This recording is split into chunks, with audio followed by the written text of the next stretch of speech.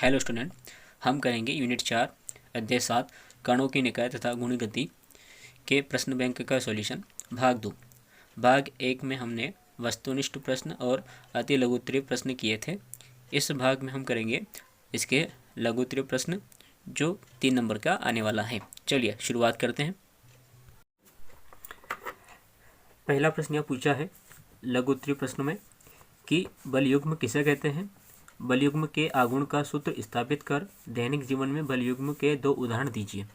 तो सबसे पहले हम बलयुग्म की परिभाषा देख लेते हैं कि बलयुग्म होता क्या है।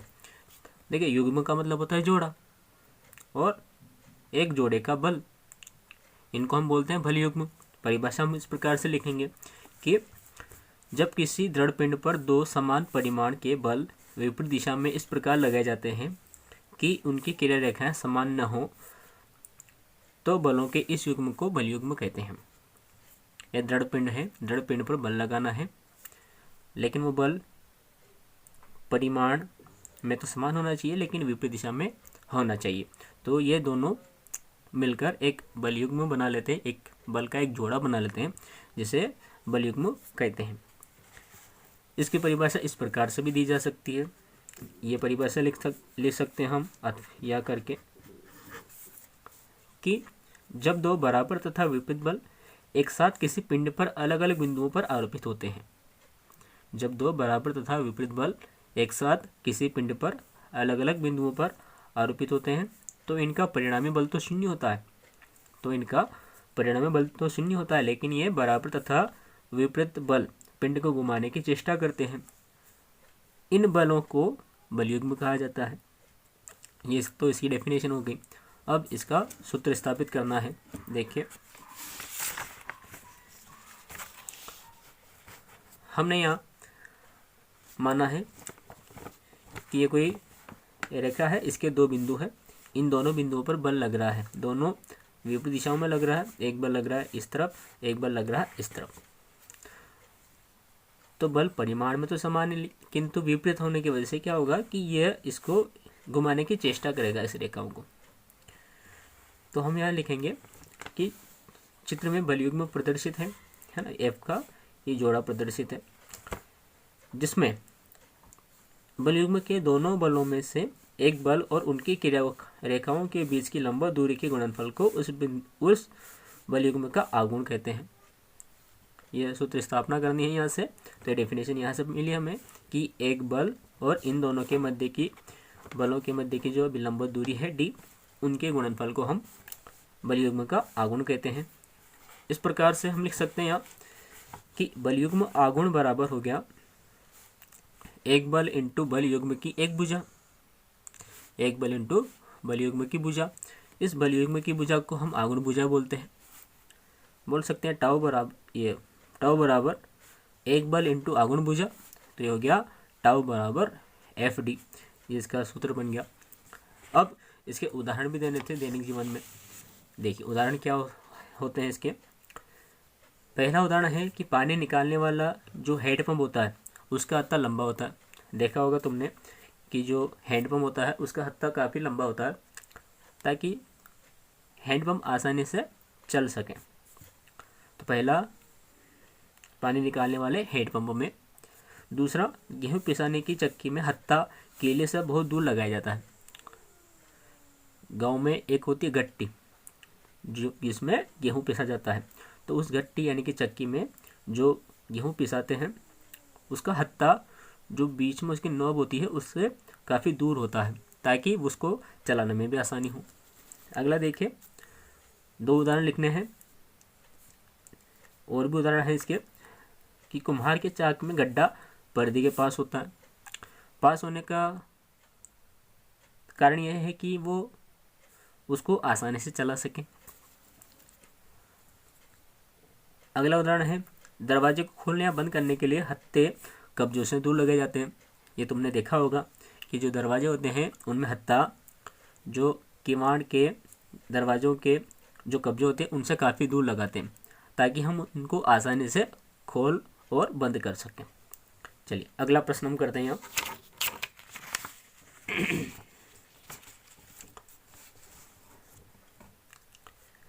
कि लौटनी गति किसे कहते हैं। लौटनी गति करते पिंड की संपूर्ण गतिज ऊर्जा ज्ञात कीजिए। लौटनी गति, तो जब कोई वस्तु अपनी अक्ष के परितः घूर्णन गति के साथ साथ रेखीय गति भी करती है तो वस्तु की ऐसी गति को लौटनी गति कहते हैं। यानी कि जो वस्तु होती है वो घूर्णन गति भी होती है उसकी, और साथ में उसकी रेखीय गति भी होती है। जैसे बस, कार आदि के पहियों की गति, तुमने देखा होगा पहिए उनके जो चूल होते हैं उन पर घूमते भी हैं, साथ में वो आगे भी बढ़ते हैं। तो इस प्रकार की जो गति होती है वो लौटनी गति कहलाती है। चलिए हम इसका सूत्र की स्थापना करते हैं संपूर्ण गतिज ऊर्जा की। तो हमने देखा यहाँ पर कि जो लौटनी गति होती है उसमें दो गतियाँ होती है साथ साथ, एक गुणन गति होती है और एक रेखीय गति होती है। तो हम बोल सकते हैं यहाँ कि संपूर्ण गतिज ऊर्जा लौटनी गति करते हुए पिंड की गतिज ऊर्जा, जिसका नाम हम बोल सकते हैं स्थानांतरण गतिज ऊर्जा, एवं गुणन गतिज ऊर्जा के योग के बराबर होता है। अर्थात हम बोल सकते हैं यहाँ पर कि K बराबर 1/2 I ओमेगा स्क्वायर, ये गुणन गति का फॉर्मूला होता है, प्लस 1/2 mv स्क्वायर, ये रेखीय वेग रेखीय गतिज ऊर्जा का फॉर्मूला होता है। अब जहाँ पर ये m जो है ये तो उस पिंड का, उस कण का द्रव्यमान होता है, ये वेग होता है vcm क्या होता है, ये द्रव्यमान केंद्र का वेग होता है। यहाँ पर ये जो I होता है, इस I का मान होता है m² स्क्वायर, जहाँ पर k उस पिंड की, उस कण की परिभ्रमण त्रिज्या है जिस पर वो घूमता है। तो इस I का जो मान है उस मान को हम यहाँ लिखेंगे, समीकरण नंबर 1 दे सकते हैं यहाँ पर, इसमें लिखेंगे इस जगह। इसमें लिखा तो हमने, तो हमें ये प्राप्त हुआ K बराबर 1/2 mk square omega square plus 1/2 mvcm square. हमने पहले पढ़ा था कि रेखीय वेग और कोणीय वेग में संबंध होता है v बराबर ओमेगा r। तो हमने यहाँ से ओमेगा की वैल्यू निकाली तो हमें मिला ओमेगा इक्वल टू v/r। तो हमने यहाँ पर cm है हमारे पास, तो हम इसके जगह cm लिख देंगे और r लिख देंगे। तो इसकी जगह हमने चेंज कर दिया तो हमें मिल गया k बराबर 1/2 mk स्क्वायर vcm/r का whole square plus 1/2 mvcm square. यहाँ पर हमें इसका स्क्वायर करना है, स्क्वायर कर देते हैं, हमें मिलेगा k बराबर 1/2 mk square vcm square by r square plus 1/2 mvcm square. यहाँ पर देखिए हमें कुछ ऐसे मान यहाँ दिखेंगे जो कॉमन है, इसमें उन सबको हम कॉमन ले लेंगे। तो यहाँ पर 1/2 दोनों में पक्षों में है, m भी दोनों पक्षों में है और vcm स्क्वायर दोनों पक्षों में है। इनको हमने बाहर ले लिया कोष्टक के, तो कोष्टक के बाहर इनको ले लिया। यहाँ पर बचा एक तो k स्क्वायर बचा, यहाँ r स्क्वायर बचा, हमने लिख दिया k square upon r square plus यहाँ के सारे एलिमेंट हमने बाहर लिख दिए कोष्टक के, तो यहाँ केवल एक बचा। तो हम इसको इस प्रकार से लिख सकते हैं। यहाँ पर पिंड की संपूर्ण गतिज ऊर्जा ये आ जाएगी k बराबर 1/2 mvcm स्क्वायर और कोष्टक के अंदर 1 plus k square upon r square. यही लौटनी गति करते पिंड की संपूर्ण गतिज ऊर्जा है। अगला प्रश्न यहाँ आता है, कोणीय संवेग एवं बल आघूर्ण में संबंध स्थापित कीजिए। कोणीय संवेग जिसको हम L से दर्शाते हैं और बल आघूर्ण जिसको हम टाउ से दर्शाते हैं, इन दोनों में संबंध स्थापित करना है। देखिए हम किस प्रकार से इसमें संबंध स्थापित करेंगे। सबसे पहले हमें लिखना है कि किसी कण का कोणीय संवेग हम निम्न सूत्र से व्यक्त करते हैं। किसी कण का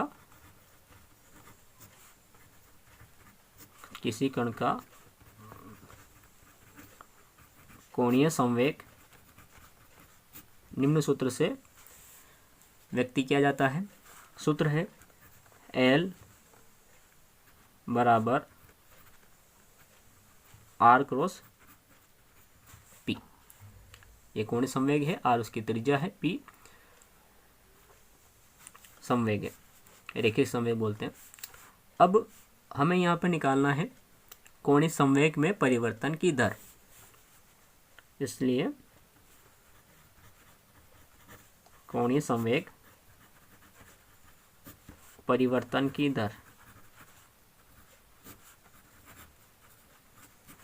इस दर का मतलब होता है कि हमें समय के सापेक्ष में इन दोनों पक्षों का अवकलन करना है। तो ये हो गया dl/dt, और यहाँ लिखेंगे d/dt, और ये r क्रॉस p। यहाँ दो पक्ष हो गए, पहला फलन और सेकंड, दूसरा फलन। तो यहाँ पर इसका अवकलन इस प्रकार से होगा कि dl/dt तो यहाँ पर है, यहाँ हमने इसका अवकलन किया तो d/dt इस r के साथ और p, ऐसा कैसे लिखेंगे, यानी कि दूसरे फलन, पहला फलन का अवकलन दूसरे का फलन, ऐसा कैसे ही है। तो ये हो गया dr/dt क्रॉस p, प्लस लगा के अब की बार हमें दूसरे का अवकलन करना है और पहला फलन ऐसा कैसे लिखना है। तो ये हो जाएगा r क्रॉस dp/dt। हमने इसको समीकरण नंबर 1 दे दिया। हमने 1 इसलिए दिया क्योंकि यहाँ हमें एक मान दिखा dp/dt और r, यहाँ पे हमें कुछ मान दिखा। तो देखिए सॉरी, इसमें मान दिखा हमें dp/dt तो समय में परिवर्तन की दर है जिसको हम बल बोलते हैं, और dr/dt, इस dr/dt यानी कि विस्थापन में परिवर्तन, तो ये वेग हो जाएगा। तो हम यह लिख सकते हैं कि चूंकि dr/dt क्रॉस p वेक्टर बराबर होता है v, dr/dt तो v बन गया, और p संवेग होता है जिसका सूत्र होता है mv, तो इसको लिख सकते हैं हम mv। अब यहाँ पे क्या हुआ, ये m तो अदिश राशि है तो m तो कांस्टेंट हो गया, लेकिन v क्रॉस v, m बाहर हो गया और ये हो गया v क्रॉस v। हमने सदिशों के गुणधर्म में पढ़ा है, गुणनफल के, कि सदिशों का सदिश गुणनफल में यदि दो समान सदिश होते हैं तो उनका गुणनफल 0 होता है, तो इसकी वैल्यू आ जाएगी 0। अब इस मान को हम यहाँ लिखें तो हमें मिलेगा dl/dt बराबर, ये तो 0 हो गया, केवल ये बचा r क्रॉस dp/dt, और यहाँ पर dp/dt संवेग में परिवर्तन की दर होता है, क्योंकि dp/dt संवेग में परिवर्तन की दर होता है जिसे बल बोला जाता है F। तो इसकी जगह F लिख देंगे तो हमें मिलेगा dl/dt equal to r cross F, और ये r क्रॉस F ही टाउ होता है, यानी कि बल आघूर्ण होता है, क्योंकि r cross F equal to होता है टाउ। तो ये हो गया dl/dt इक्वल टू टाउ। यही संबंध हमें लेकर आना था कोणीय संवेग और बल आघूर्ण में, यही अभिष्ट संबंध है।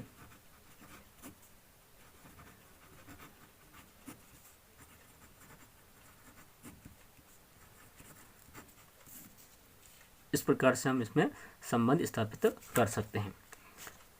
अगला प्रश्न देखते हैं।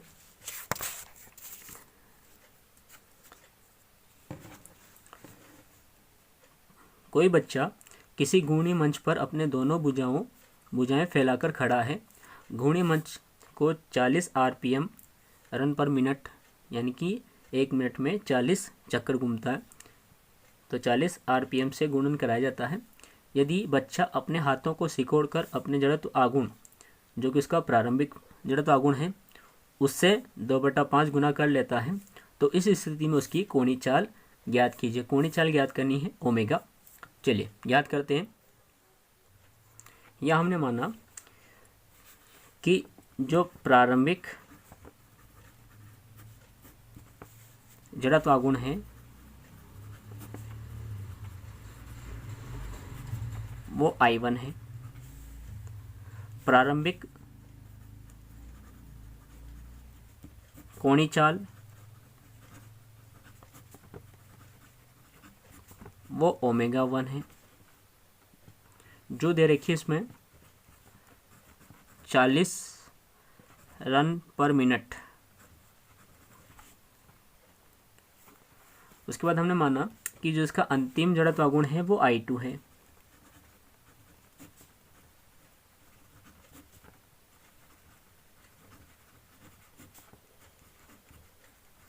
ये हमने माना I2, और इसका जो अंतिम कोणीय चाल है, अंतिम कोणीय चाल वो हमने मानी है ω2। और यहाँ पर दिया हुआ था कि जो इसका अंतिम है जड़त्व आघूर्ण है वो प्रारंभिक का 2/5 गुना है। हम लिख सकते हैं यहाँ पर I2 बराबर 2/5 I1। अब देखिए कोणीय संवेग संरक्षित रहता है, तो हम यहाँ लिखेंगे कोणीय संवेग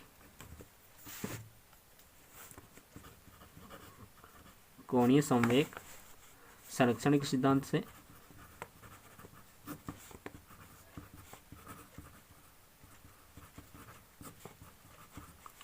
कोणीय संवेग संरक्षण सिद्धांत से होता है कि जो कोणीय संवेग होता है J, जिसका मान होता है I⍵, यह नियत रहता है। तो हम बोल सकते हैं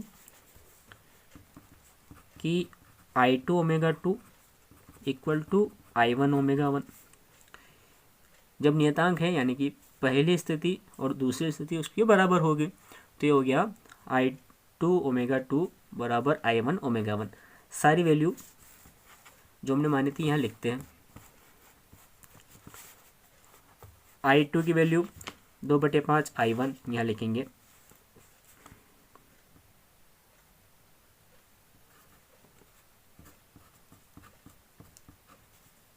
ω2 एज इट इज बराबर I1 की वैल्यू दे रखी है यहाँ, I1 जो हमने मानी थी, और ω1 की वैल्यू दे रखी है 40 RPM। इसको सोल्व करेंगे तो यहाँ देखिए I1 से I1 तो कैंसिल हो गया,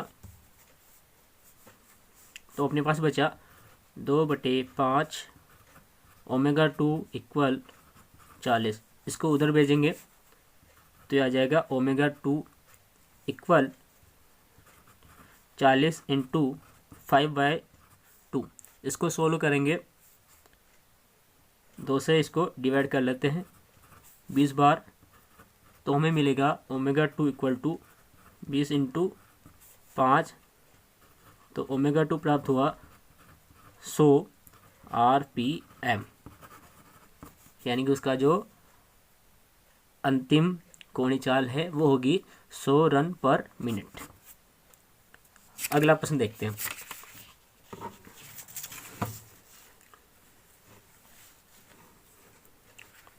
किसी घूर्णक यानी कि रोटर की 200 रेडियन पर सेकंड की एक समान कोणीय चाल बनाए रखने के लिए एक इंजन को 180 न्यूटन मीटर का बल आघूर्ण, जिसको टॉर्क बोलते हैं, प्रेषित करना अनिवार्य है, आवश्यक है।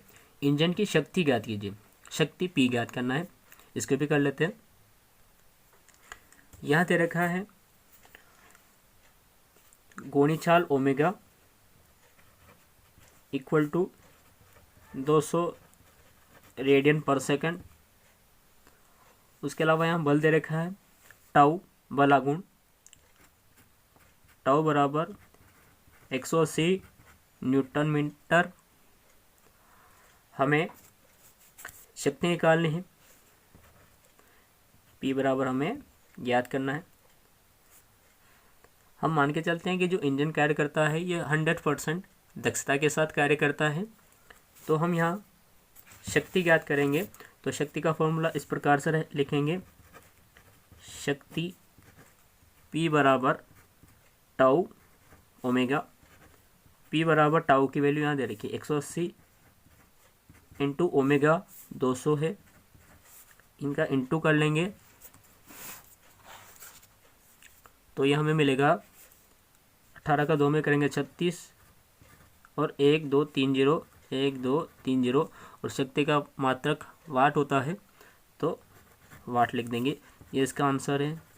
यदि हम इस वाट को किलोवाट में चेंज करें तो हमें मिल जाएगा P बराबर 36 किलोवाट,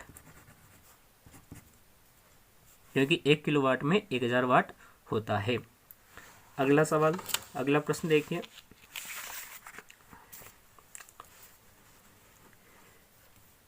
बीस किलोग्राम द्रव्यमान और 0.25 मीटर त्रिज्या का कोई ठोस बेलन यानी कि सिलेंडर दिया हुआ है 100 रेडियन पर सेकंड की कोणीय चाल से गुणन गति कर रहा है। बेलन की गुणन गतिज ऊर्जा ज्ञात कीजिए। गुणन गतिज ऊर्जा ज्ञात करनी है। देखिए किस प्रकार से ज्ञात करेंगे। गुणन गतिज ऊर्जा ज्ञात करनी है हमें, तो यहाँ पर जो दे रखा है वो हम लिखते हैं सबसे पहले। तो यहाँ दे रखा है जो ठोस बेलन है, सिलेंडर है, उसका द्रव्यमान दे रखा है 20 किलोग्राम। तो हम लिखते हैं यहाँ ठोस बेलन जो कि दिया है सिलेंडर का द्रव्यमान बराबर 20 किलोग्राम और दिया है उसकी त्रिज्या 0.25, R इक्वल टू 0.25 मीटर दे रखी है और साथ में यहाँ 100 रेडियन पर सेकंड दे रखा है। ये कोणीय चाल दे रखा है, ये भी लिख लेते हैं। कोणीय चाल ओमेगा इक्वल टू 100 रेडियन पर सेकंड। हमें बेलन की गुणन गतिज ऊर्जा निकालनी है। गुणन गतिज ऊर्जा के बराबर हमें ज्ञात करनी है।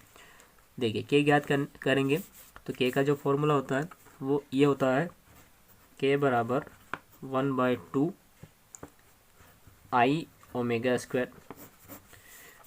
देखिए ओमेगा स्क्वायर तो हमें यहाँ से मिल जाएगा, केवल आई निकालना है। आई को बोला जाता है जड़त्व आघूर्ण, तो इसको हम कर लेते हैं। यदि हम आई निकाल लेते हैं यहाँ से तो गुणन गतिज ऊर्जा निकालना बहुत आसान है।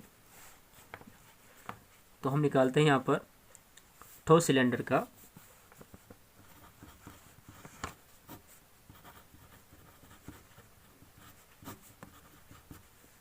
अपनी अक्ष के परितः जहाँ वो घूमता है जड़त्व आघूर्ण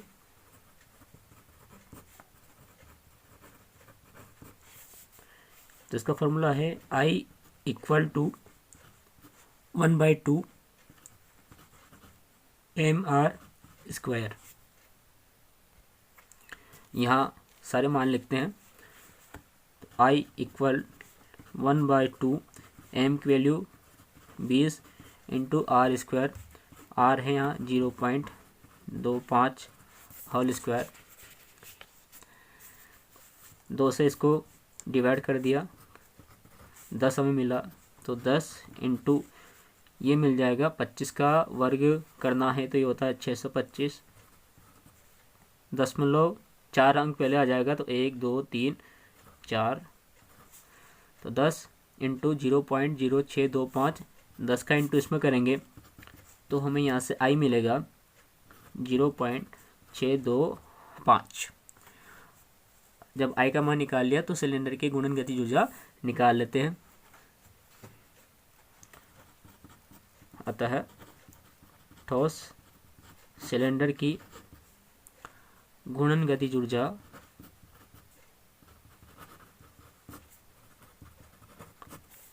के बराबर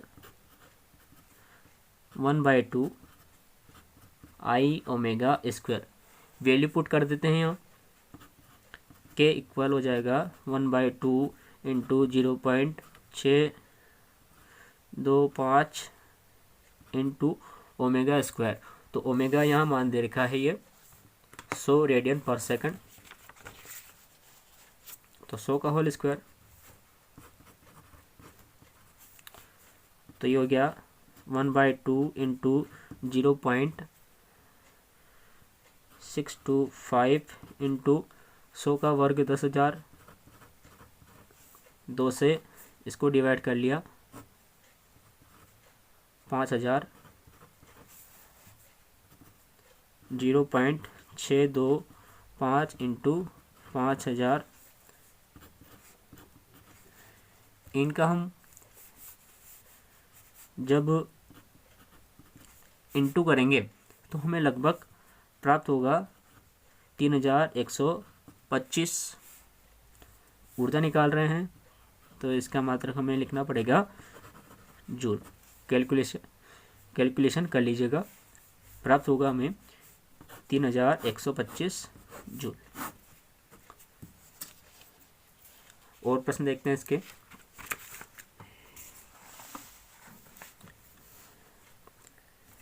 लास्ट प्रश्न है इसका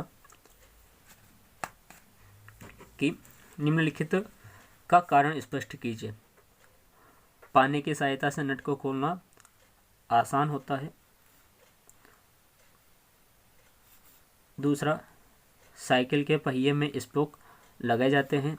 और तीसरा, किसी इंजन के पहिए साथ भारी पहिया या गतिपालक चक्र लगाया जाता है।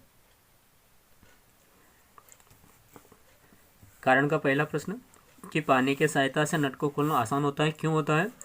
क्योंकि पानी की सहायता से नट को खोलना आसान होता है क्योंकि इस स्थिति में बल की क्रिया रेखा की अक्ष से लंबवत दूरी बढ़ जाती है, जिससे बल आघूर्ण का मान भी बढ़ जाता है। जब बल आघूर्ण का मान बढ़ता है तो नट आसानी से घूम जाता है और आसानी से खुल जाता है।